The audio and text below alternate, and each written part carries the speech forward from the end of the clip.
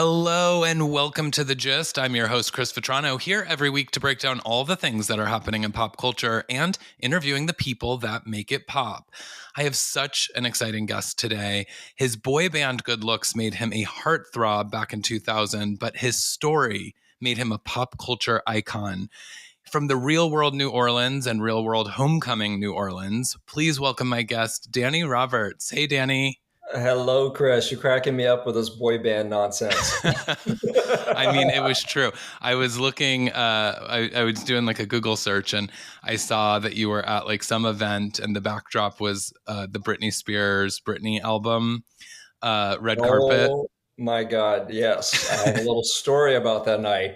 I had just Please. flown into New York. I literally just came from the airport, got off the subway or a cab, whatever, and I had my suitcase with me. My friend had told me we're going to a party, and all he mentioned was it was Britney Spears' party. I had no idea what I was walking into. Amazing. I literally showed up at the door, and it's a scene, like a paparazzi scene, and I'm there with my suitcase. That's amazing. I felt like such an idiot. You're on the red carpet at a Britney Spears event. That's amazing. Literally. That's awesome. Well, hopefully they let you, stash your suitcase somewhere so you can grab some of those photos. Yes, after some weird looks and some awkward interactions, we put my bag away and I went in. And then, I just felt like, what am I doing here? I do not belong here. That's amazing. Absolutely inappropriately dressed, sweaty from a plane, just a hot mess. And did you meet Britney? I don't remember. Okay. There have been multiple occasions over the years where we've been tangential to each other, and I know her circles, but I don't know if we've actually ever met. I doubt it. Well, I mean, I'm glad that you shared, because I was like, I'm definitely going to have to get this story from Danny about the red carpet. I didn't know that there was actual like a great story to tell there. So that's amazing. It was very not intentional. I just landed in the middle of it. Story of my life. That's awesome. Well, speaking of which, I'd love to like kind of take us back to the year 2000, and how did you end up in the middle of kind of this huge phenomenon at the time, which was the Real World, before kind of the reality TV craze. It was like kind of the original reality TV program. And how did you sort of land on in New Orleans for that season? Yeah, yes, the Real World is the mother of all reality TV. It started the whole craze, for better or worse. Yeah. Back in the day at this time, it was the only reality television show. However, very different from what people know of as reality TV today that we're talking. This is Real World was documentary style. Yeah. Which I think, I don't know, I think it's bizarre to a lot of younger people viewing today. Yeah, I mean, it's very different. I mean, it's still on today, but it's like even it has changed so much than what it used to be. Right. It's entirely different now. So I've heard. My season is actually streaming on Netflix right now, my old season, which is so bizarre. Yeah. But yeah, I landed in that because, well, growing up, I did not have cable in my little small town where I grew up in North Georgia, but I did get peeps of the show here and there. And back in the day, anybody who was around, it was the show. Yeah. Everyone was obsessed with it. You wanted to follow along, watch every season. It was such a big deal to see who was going to be on the next season. Yeah, absolutely. And it was never like a goal of mine. But when I graduated from University of Georgia in 1999, I had no idea what I was doing with myself next. And a friend of mine told me that she heard there were tryouts coming to town and I should go. So I took her word, and what a brilliant escape from life at that age, just coming out of university. What else are you going to do? Yeah. And that's what led me to going down to try out. I actually got in line. It was a frickin' boiling hot day in August in Atlanta. I almost left the line, but I met now a dear friend of mine in life. We met in line. She was in front of me. She encouraged me to stay in line. So I owe it all to her. Yeah.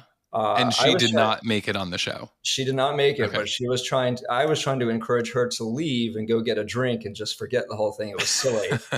And she encouraged me to stay in line. And I didn't know it that day, but I was shooed in from the start. Yeah, Still went through the entire tryout process, which was very intense, but I'm sure. I was shooed in that day, and the rest is history. That's amazing. Yeah. And But my reasoning to do it though, once I started taking it seriously as the next step in my life, was honestly, I wasn't really out. I was only just exploring my sexuality. I was out to a few friends close to me in school, but really not even out to myself yet. yeah, And I viewed it as a juncture, a way to really own that part of myself. There that's was no amazing. going back. No going back. Yeah, no, I mean, you came out in a very public way that, not a lot of people, obviously have that opportunity, but also it's a scary thing to come out, um, in general, whether it's to your family or to your friends or just to yourself. And you did it in this like very highly publicized way, and then really became like the face of the LGBT kind of movement and everything that was kind of happening at that time. Like you were the center of that in a lot of ways. And that must have been a lot of pressure for you. I didn't understand the extent of it at that time. And yes, it was very scary. There were very, very few people were publicly out then. Yeah. It wasn't a thing. It wasn't safe. It wasn't the norm. I can count myself as one of a handful of people who were the first to ever be out on national television and Yeah. globally. The show aired all across the world. Yeah. Um, but at the time, it just wasn't a thing. So it was terribly scary, but I did not know the extent of the impact until many, many years later, 20 plus years later. A couple of years ago, we did a reboot of the show. We were Right. asked to come back and do Real World Homecoming. Hmm. They've done 3 seasons of it, and ours was the third installment, probably the last. I don't think they're going to do anymore for whatever reason. Oh, really? Paramount actually produced it, which is part of the MTV flagship. Yeah. But and doing that show and returning to it, returning to the roommates, getting some inside information is like the first time I really grasped the impact, Yeah. particularly with millennials. It Yeah. was just such a game changer for so many millennials watching, especially who were, 13, 14 years old at the time. Yeah. So you I do the mean, math.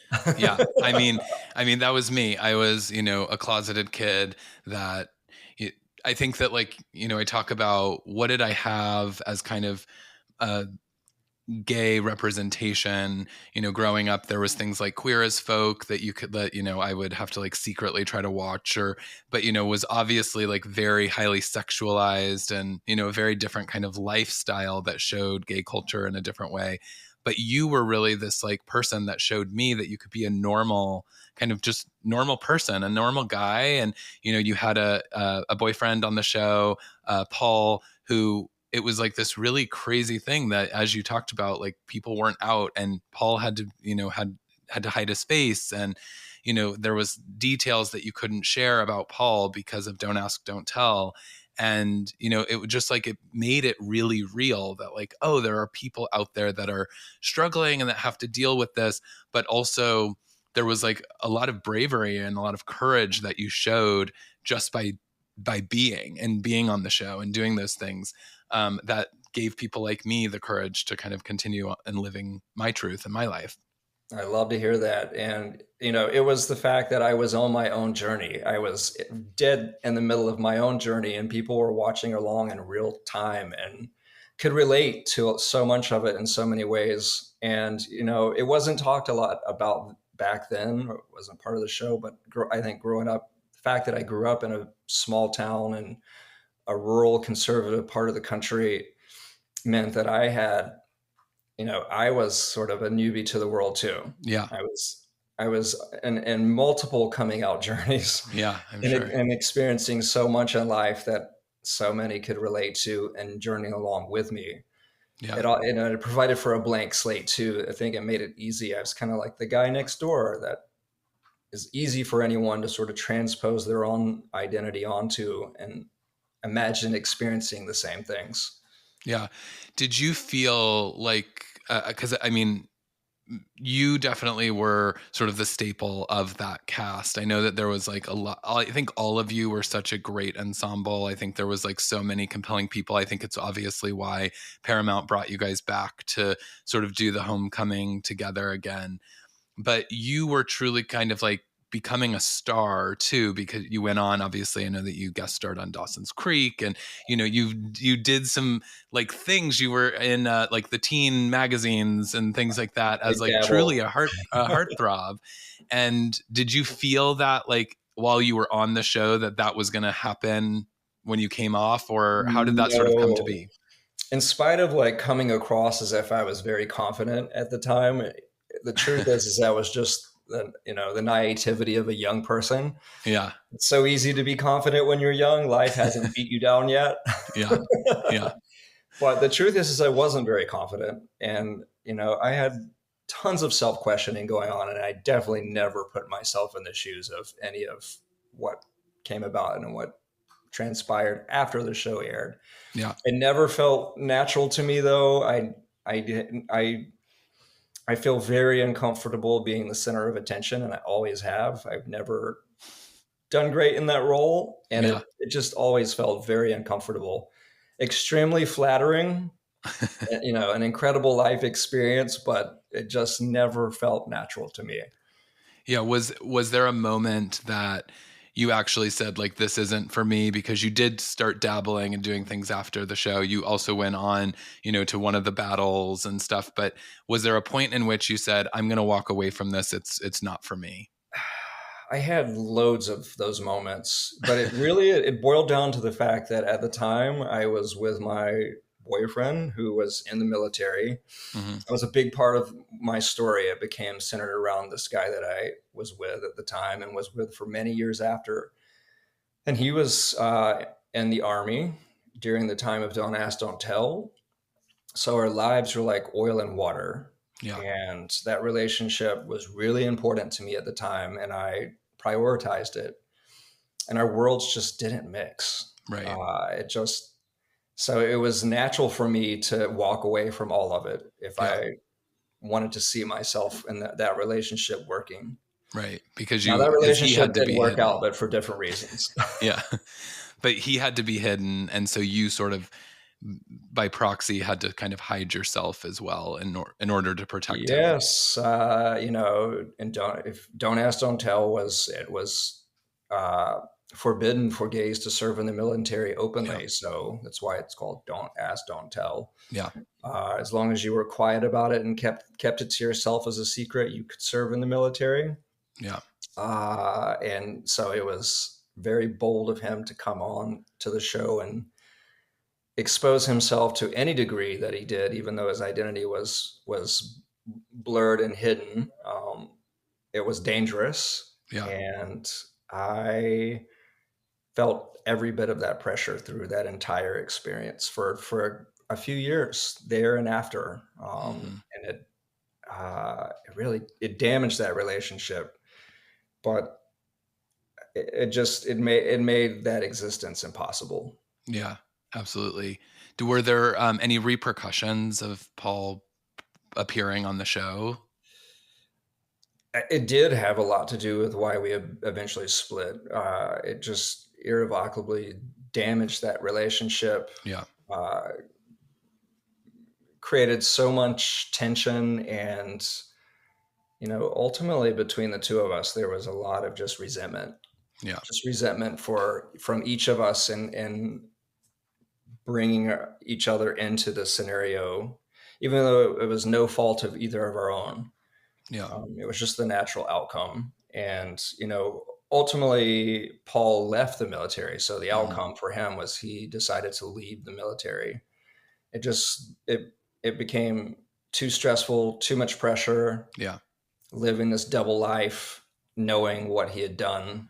And even though his identity was not revealed, people wanted to know. Yeah. And this is in the early internet days, so even with basic information, people were already sleuthing, Yeah. and his voice was very it was very particular. If you heard him, you knew it was him. Yeah. So it led to him leaving the military. I think he would have like to have retired from the military, Mm, but he left. because And he felt the pressure. he was an airborne ranger, so he was a captain in an elite unit. So Wow. it was a huge sacrifice. Wow. We both tried to make it work, but it was not intended. Yeah. Well, and like you said, the relationship didn't last, but you did get to revisit and reconnect on the Homecoming series, which I'm sure producers, pushed you guys to do to sort of close the Paul chapter that we had all kind of known and followed, and I think felt very connected to from your original season. What was that like? Do you feel like you found closure? I'll be honest, I didn't want that to happen whatsoever. Mm-hmm. I had completely moved on from it in my life Yeah. and had that locked away in a box. But, from the minute that we agreed to do Homecoming, the producer started to hound me immediately about bringing Paul back Yeah. to interact with Paul. And I hadn't seen him in many years, and I felt it best that way. Mm-hmm. And in spite of me saying no, they really pushed for it. And I realized towards the last minute that they were going to make it happen regardless. Yeah. And they had absolutely already reached out to him Yeah. Of and course. communicated and decided they were going to bring him on to interact with me. So I decided to go with it. So I at least had some agency. Mm-hmm. And it was interesting to see him again. Yeah, I'm sure. Part of me is grateful for it because it was nice to see him and have some closure of some Mm-hmm. sort. But the truth is the real kind of closure that needed to happen there didn't need to happen on television. It would need to happen between the two of us in private at Right. some point. Yeah, and unfortunately, you know, when you're in this kind of experience, you had this very sort of public relationship. Obviously, we've talked about his identity was not revealed, but people felt connected, and you put that in. You gave us a little insight into the relationship. But most people, when they end a very serious relationship and decide I'm moving on from it, they don't have to revisit that person however many years later. Ever again. And you end up kind of getting forced to do it because of the nature of what the show is. And of course, producers want to tell that story because it was such a big part of your storyline, and went on to be such a big story in general for the queer community. Yeah, it was it was an important relationship for the queer community at the time. There were so few examples that were Yeah. public. I actually, I can now look back and see that I stayed in the relationship. I think we both did for many years beyond when we should have. We were together for probably 8 years, Mm. but we were together for many years beyond when we should have because we did feel this sense of obligation to keep the relationship going for the public Yeah. consumption, which is so weird.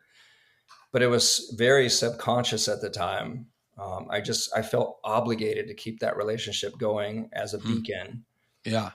That's However, interesting because you were also hiding, as you said. So it's like you were right, doing it for the public, but also the public, you weren't exposing yourselves. right. But ironically, being forced back into the closet just as I just, Mm-hmm. so publicly came out in such a weird way, we were forced back into a closet. Mm-hmm. It was just way too many juxtapositions and way too complicated. Yeah. And given Absolutely. its in natural circumstances without all of this pressure, I think we would have walked away from each other 3 or 4 years before we actually did. Wow. Yeah. Yeah.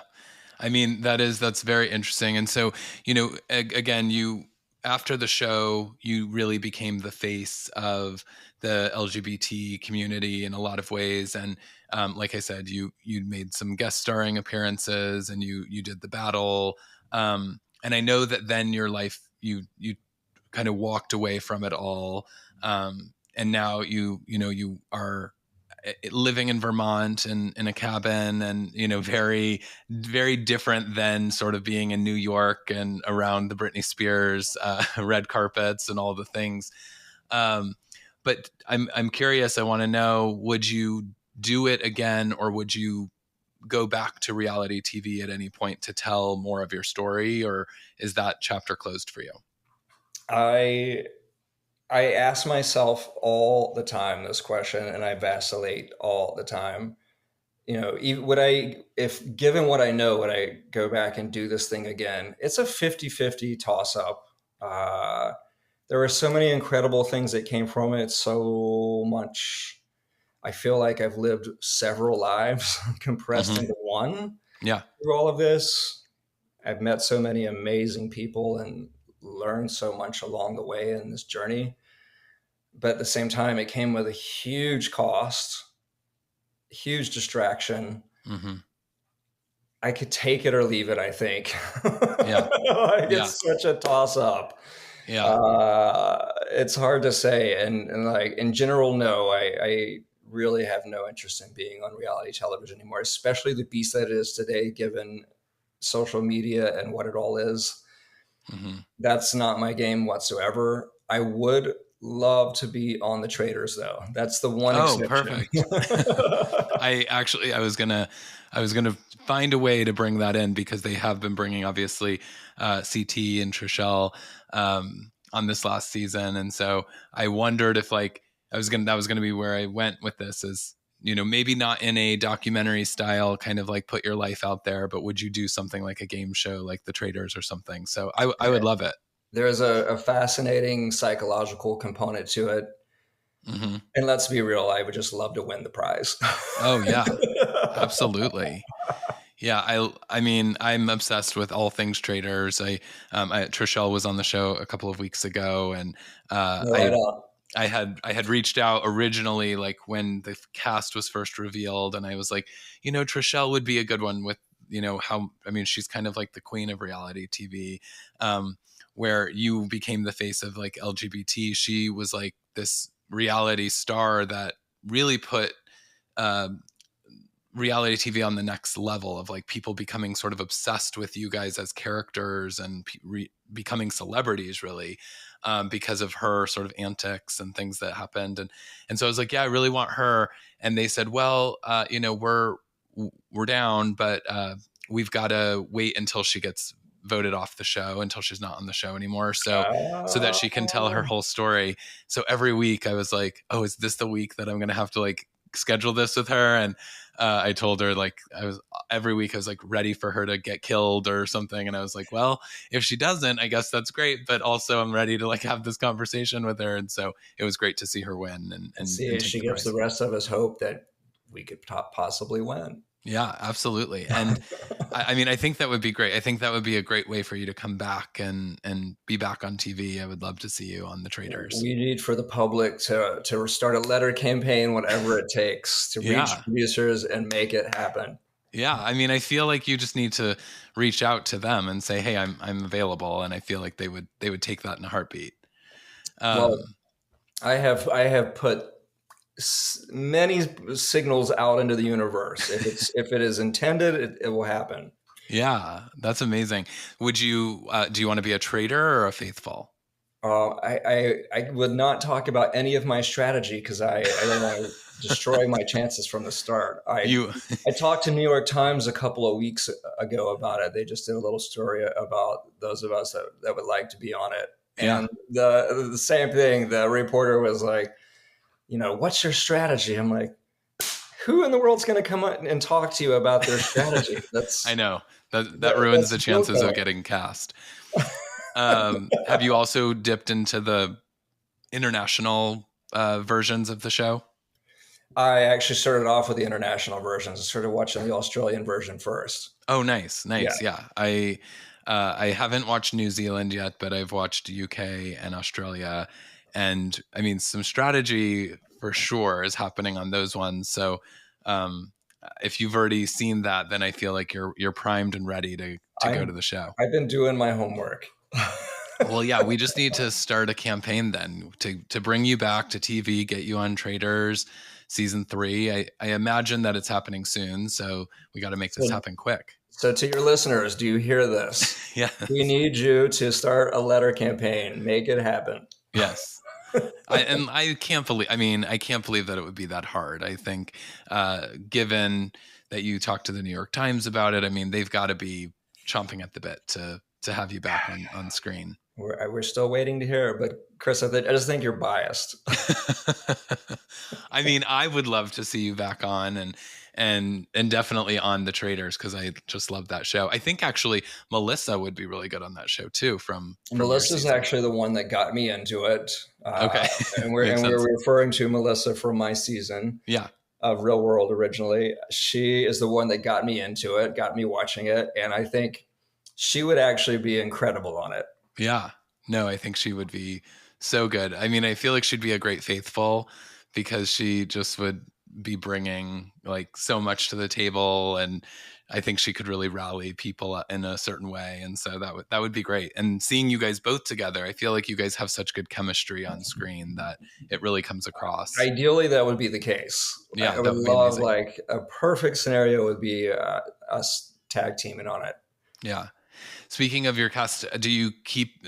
I mean, obviously, I know you guys just did the Homecoming a couple of years ago, but do you keep in touch with anyone else? It sounds like yes, Melissa, but what about the Yeah, rest? we have all been in touch with each other. You know, what's strange is after the first run, 24 years ago now, which Yeah, is fucking mind blowing because it amazing. still feels like yesterday in a lot of ways. Yeah, it does. uh, it's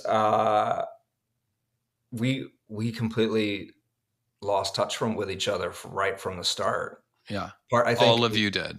yeah, I think a lot of it was just self preservation. You know, we got swept up into the hurricane of the aftermath. Yeah, Even though we actually all needed each other desperately, we needed to lean on each other and support each other. We all lost touch with each other entirely. yeah, And those 22 years passed before we came back together to do the Homecoming. And now I stayed in touch with Kelly. That's the only one I stayed in touch with through yeah, that period. yeah. I actually did some sleuthing and tracked down Melissa about a year before. Nice. I found her, and that kind of started our support group, and started bringing us together to agree to do Homecoming. We had, that was the requisite, is we had to all agree Agree. to do it together. Wow. And we were one of the only casts that all agreed. Oh, really? Yeah. Interesting. And I think a lot of it had to do with the fact that we had a lot of unfinished business, the fact that we had done this incredible thing together and then all entirely lost touch with each other. Yeah. I think there was something missing, and that's what it created intrigue to bring us all back together to agree to do it. Yeah. And, you know, that was the first time I had spoken to the rest of them, was walking back into that house in Yeah. 22 years, which was incredible. And we all have changed enormously, except for one of us. We don't need to go into details, Yeah. but, you know, we all have changed enormously. All of us have children now, families, quiet lives, Yeah. da, da, da, da. But we have stayed in touch with each other since, and we talk occasionally. We've all been in touch recently about Netflix airing our show, which is a real pain point, because Yeah. I what was going to most ask people you. don't realize is that we weren't really compensated for the first run.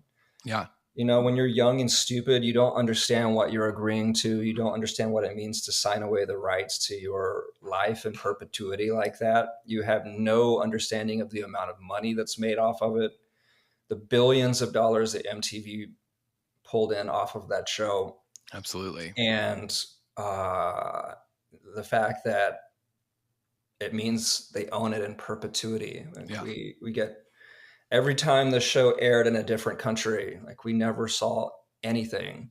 Wow. We were each paid about $4,000 for our participation, and For that's the season or for per episode? for the season. Oh my And gosh. that is pre-tax. Oh my gosh. And they sent us a long distance telephone bill. Wow. So we were paid essentially nothing. And again, MTV made billions. So to see it today now airing on Netflix and they're still making money off of it, it just disgusts us and it makes us so angry. Yeah. Being on reality television is bottom of the barrel. It's trash. We get treated like trash. We are, you know, used and consumed like products and not compensated. Yeah. Homecoming was different. Now, I will say we only returned a big part of it was for the compensation, but it was still nickels and dimes Of relative to the money course. that's made, and you know, relative to the fact that there's no restitution for what we did 24 years ago. It's Yeah. painful. It's really painful. Yeah, I can't imagine. I feel like, that's shocking that it's 4,000. I mean, because I several years ago was approached about kind of a music. I worked in the music industry at one point, and um, they wanted to do a reality series, and I ended up uh, getting to the contract stage, and it was like $1,200 or something an episode. But it was like, well, what happens if these go into reruns, and what happens if it goes streaming, and back then no one was thinking about streaming and what that would look like, and so it's like, Streaming wasn't a concept. The internet was barely a concept. yeah, it's wild that that is that's all you guys got from that. And it's Here also we are. interesting to think about all of the people like the Trishelles and stuff who continue to be on the shows. Like, I'm assuming now that contracts are probably, they're getting paid a little bit more and things, but man, like, to keep coming back year after year, season after season, that's pretty surprising. I think my final stance on this is everybody thinks and assumes this is some glamorous experience where you're well compensated, you Yeah. walk away with all this cash, and you're living this high life. No, baby, we walked away from this thing with student debt. First off, we all were just come out of college with student debt, credit card debt. Left the show with way more credit card debt because you have to realize we're there for 5 months, not being paid a dime. We were living off our credit cards. They Wow. don't feed you, they don't provide anything for you but housing and throw you in front of a camera. So we were living off our credit cards for 5 months. That's insane. So we walked away with this thing with crazy debt. And yes, we're handed a $4,000 check, half of which we owe to the government. And that's what we had. And then they threw us onto the streets and said, good luck. Wow. Wow. It's not glamorous whatsoever. I I mean, think that I has think to maybe change. today is a little different because I think there's such an expectation that when people walk into these are going to be compensated. There's also a little more protection and guardrails for reality stars today. Hmm. But back then it was the Wild West, and there wasn't even a screening for your mental health. You were literally like they could just pluck any old person off the street and throw you on and then throw you off. Yeah, that's just wild. Um, that's what I mean. I hope that has changed in some. I'm sure they're not handsomely paying these people, but Your viewers can't see this, but I'm holding up my fingers like half an inch.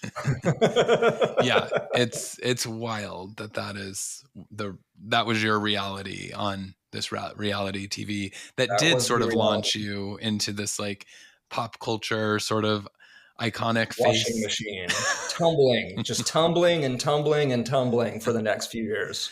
Oh, so tell me, like, do did you have like an acting bug, or once you kind of had this like fame, was that just sort of a Chris, it's so weird.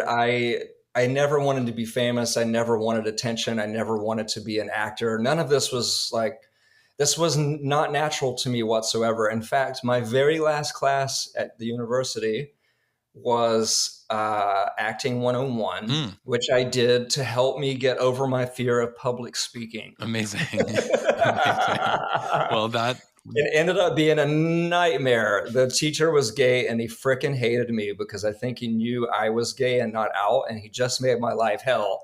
oh But that should tell you though, just like how much I had all of this on my purview. This wow. was not what I wanted in life at all. Literally, the universe threw me into this craziness and I ran with it. And then how do you end up as a foreign exchange student on Dawson's Creek? So what was so interesting though was after my show aired, and here I was, this guy out, this kid, this freaking child, 22 years old without a clue. I thought I knew everything like all 22-year-olds do, but I Yeah, didn't know a damn thing. Uh, I was approached by so many media companies and producers, et cetera, yeah. including the WB. They signed a contract with me to be exclusive on the WB. Oh And no. I said, well, I'd be crazy not to at least give this a shot. I never watched Dawson's Creek. I was not a fan of Dawson's Creek. I knew of it, Right. but I wasn't a big TV watcher in general. Mostly because I didn't grow up with cable. Right. It just, who What? wants to sit around watching local news? Yeah, exactly. Exactly. I was listening to the radio. That was my jam. Yeah. But anyhow, it yeah, that's it. So you just landed with the WB. Was there plans then for them to develop something like for you? Is that what the Yes. Okay. And when you asked me that earlier, was there a point where I walked away? I think this is where it all started to come into focus was the WB. I signed a contract with them. I did Dawson's Creek. And I just, I was getting a taste of that world and feeling it and going to events and this and that. And all of it felt so unnatural to me. I felt like such an outsider and so out of place. And again, my personal life was so hidden. Yeah. I ran. I lived in Seattle at the time. I lived there for 10 years and I ran back there and I hid. I went underground. I did the opposite. Yeah. It is wild. Like you kind of had this, what so many people dream of. You're like signing a contract with the WB and you truly did just say like, no, I'm going to leave all of that. And you did kind of become hard to find. Like I remember being like thinking at times, like, when there would be, the battles or, something, I would see a commercial for something that was happening with bringing back some of the old real worlders and stuff. And I was like, whatever happened to Danny? Like, where's Danny? And, it's hard kind to of the find you. last thing I did was Battle of the Seasons. Yeah. I did it, and which is the challenge. Yeah. Which back in the day was only intended to be real worlders versus road rollers. Right. And by the way, I forgot a very important. Let me segue for a minute. Yeah. I forgot an important piece of the story. I was actually originally cast to be on on road rules. Oh, really? They wanted me to be on road rules, and I said, "Hell no! I don't want to be in a motorhome with a bunch of other crazy kids. Yeah. That does not interest me at all. I really wanted to be on the real world or nothing. So they put me on the real world.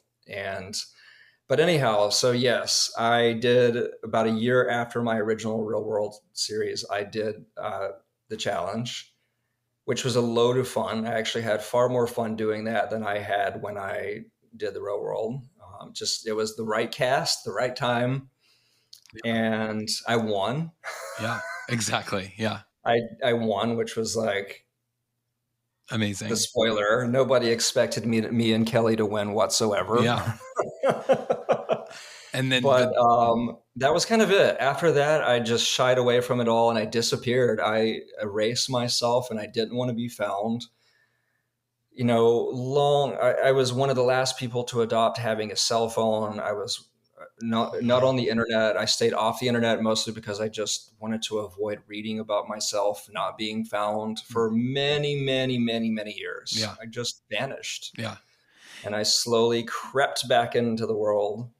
Yeah, you did. You did. So I can't even remember how. I think I was probably had one of those epiphany moments of what's going on with Danny? Like I have this podcast. I want to talk to Danny. Like, is he findable? And, found you on Instagram and you found me on Instagram. That's kind of it. I work in the tech startup world and I recruit. Yep. So I spend a lot of time on LinkedIn, but that's kind of the only other place you can find me is LinkedIn and I am on Instagram. And in Vermont, you moved during the pandemic. So it was a complicated story. I actually lived in Manhattan at the time. When COVID hit, I lived in Manhattan. In fact, I was on vacation in the Netherlands when it hit, in Belgium. Oh, wow. And I'm walking around Europe going, where is everybody? Oh my gosh. Wow. I get back to New York, I get on the subway, there's not a soul. And I'm like, did I miss a memo? What is going on? Wow. And I got home and found out this illness has struck that I have been completely ignoring, by the way. I just was like, la, la, la, not a thing. This is hyperbole from the media. Yeah. and COVID slammed New York, and it was scary as hell, killed so many people there. I just waited every day. I'd wake up and just wait for it to hit me. Yeah. I actually already owned my place in Vermont. This was my little cabin escape in the woods that I Mm. would go to occasionally. And as soon as I could, I fled the city and I went there. Thought that was going to be a 2 week span, and today I live there. Yeah. I think I hit a wall. I've lived in big cities, New York, Seattle, etc., for 25 years of my life, and I just kind of had enough. I'm freaking over it. Yeah. Yeah. And now you live there with your daughter. Yes. Tell us like a little bit about what you're up to now. I mean, you're a tech recruiter. You've got your daughter. She's 6. Yes, I mentioned I work in the startup world. Nothing sexy. I'm not doing anything sexy and exciting. It's a regular old life. I do tech recruiting in the startup world. I have an 8-year-old daughter that I adopted 8. at birth. Her name is Naya. She kind of takes up all of my time, and parenting is kind of boils down to this. It is freaking cooking, doing laundry, chores 24/7. There is nothing sexy about it. Well, at some point, like, they grow out of the age where they need so much from you, and then you can rejoin. I'm soaking up every moment of her that I can get now. She's starting to enter, like, I can see her little preteen mind starting to cook. Amazing. She's still very cuddly, and I just soak up every moment that I have left. Oh, that's awesome. And so what would happen if you did go on the traders? I mean, that would be a big investment. You'd have to leave her behind. It would be a huge investment, just like going to do the homecoming was a huge investment. Yep. Yeah. How long was the homecoming? Were you guys there like a week? This time it was only a month. We were in New Orleans for a month, but you got to remember this was during COVID, so we had to go and quarantine for a week. We were locked in the house together. There's an episode, by the way, it's streaming on Apple TV. I just discovered. Oh, okay. It's also on Paramount Plus, right? Well, Paramount Plus produced it, but Paramount Plus licensed it out to Apple. Got it. So it is no longer on Paramount Plus. Okay, got it. And you have to pay to stream it on Apple TV now. Oh, of course. Yeah, it's one of those. You have to rent it. Well, I've seen it. I watched it. They didn't tell us any of this. They just did it. And one day somebody contacted me on Instagram and was like, I just watched you on Apple TV. And I was like, really? How? And sure enough, there it is. That's how this world works. But we were there for a month. We quarantined for a week. We were locked in the house the entire time. There's one episode where it shows us all going out together to a bar. Mm-hmm. The truth is that entire episode was manufactured. Everybody that was there had been chosen from a casting session. They had been tested for COVID. Oh my gosh. Of course, these were all huge real world fans that were there. But you don't get that sense from watching the episode. No. It looks like we just are going out and partying, but this was during COVID, so you couldn't do that. Wasn't there a parade? Did you guys do that? Same story. Oh, really? Everybody was cast, screened, tested. Wow. Yes. Wow, that's some like real behind the scenes tea. Like a huge production. I can't believe they did that. Wow. Yeah. No, I can't either. You said that you were the 3rd season. I knew that they did New York, and then I thought they did the original New York season, which, by the way, is the best season of the real world. It was an original concept. Nobody had a clue what it was. Nobody being cast had a clue what it was. Yeah. They all walked into it with a blank slate. It is as real as it gets. Yeah. It's incredible. I love that first season, which is kind of the only one I ever got to really see. And that's what roped me in and to think, oh, this would be really incredible to do this. Yeah. But they did a homecoming with them, and they did a homecoming with the LA season. Oh, I didn't realize which was a very strange choice. Yeah. I think. Yeah. I can't even tell you a lot about the LA season. I read a lot that everybody was really vying for San Francisco. Yeah. But again, the entire cast has to agree to do it, and apparently that cast did not agree to do it. Interesting. Yeah, I asked Trishelle because I had said, that I had watched the New Orleans homecoming, and I was like, I feel like Las Vegas, you guys were also a cast that kind of people remember. And she said that they all still keep in touch. And she's like, oh yeah, I see them all the time. And so I'm surprised that they haven't done it yet, because it seems like they would all be down. She seemed down for it. I have to admit, I've never seen it. I stopped watching The Real World after I made it. It's kind of like learning how the sausage is made. Yeah. The magic is gone. Yeah. Oh, I'm sure. To me, I like, if that's my Instagram handle, as I've seen behind the wizard's curtain. Yes. That's what I'm referring to. Yeah. I have seen how the magic is made, and it kills the magic. And I stopped watching it after that. I've never seen a season after mine. Yeah. I mean, but as far as I know, The Homecoming was greenlit for 3 seasons. okay. And for whatever reason, they decided not to produce anymore. That was the Interesting. end of it. Yeah. Yeah. I enjoyed seeing you guys all back and dealing with some of the Unfinished business. The unfinished business, yes. There was definitely some unfinished business Yeah. that was left locked away from 22 years prior. Yeah. And I have to imagine, like, even Kelly, like, coming back, and, her life is very different than it was on the first season and stuff. Like, it's an investment I didn't realize you guys were there a month. I thought it was like a week. Nope. We were there. We filmed for 3 weeks. Okay. So, but compared to the original 5 months that we filmed, Yeah. like a snap. Yeah.